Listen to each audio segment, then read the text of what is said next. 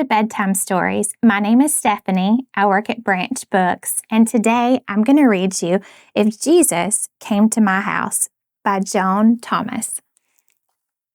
If Jesus came to my house and knocked upon the door, I'm sure I'd be more happy than I've ever been before. If Jesus came to my house, I'd like him best to be about the age that I am and about the height of me.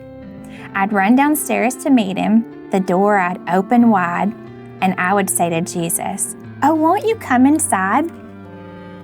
I'd offer him my rocking chair. It's such a comfy seat. And at the pleasant fireplace, he'd warm his little feet.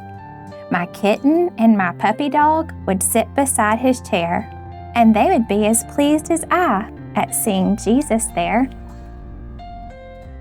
Then I'd put the kettle on to make a cup of tea, and we would be as happy as a friendly friend can be.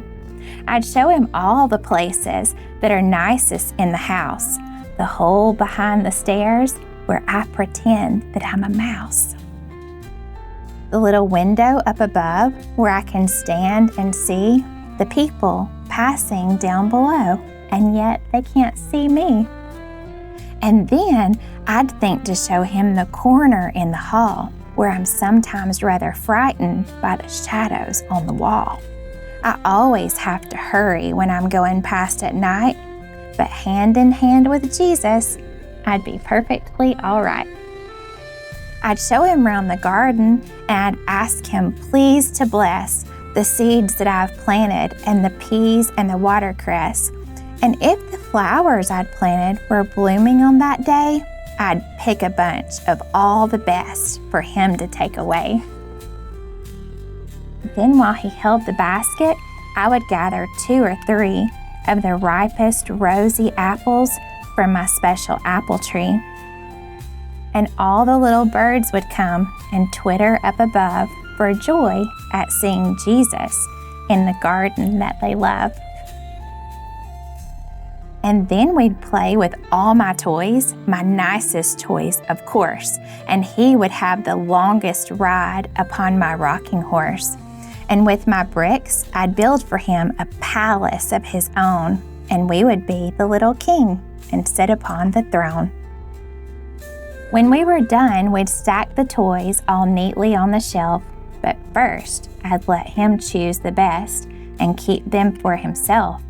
And when at last the day was done and shadows crossed the sky, I'd see him in the garden gate, and there we'd say goodbye. And he'd perhaps say, "Thank you for a lovely afternoon." And I would say, "I do so hope that you'll come back very soon." And then he'd smile and wave goodbye, and so would end our day. But all the house would seem to smile because he'd been our way. I know the little Jesus can never call on me in the way that I've imagined, like coming in to tea, but I can go to his house and kneel and say a prayer, and I can sing and worship him and talk with him in there. And though he may not occupy my cozy rocking chair, a lot of other people would be happy sitting there, and I can make him welcome, as he himself has said, by doing all I would for him, for other folks instead.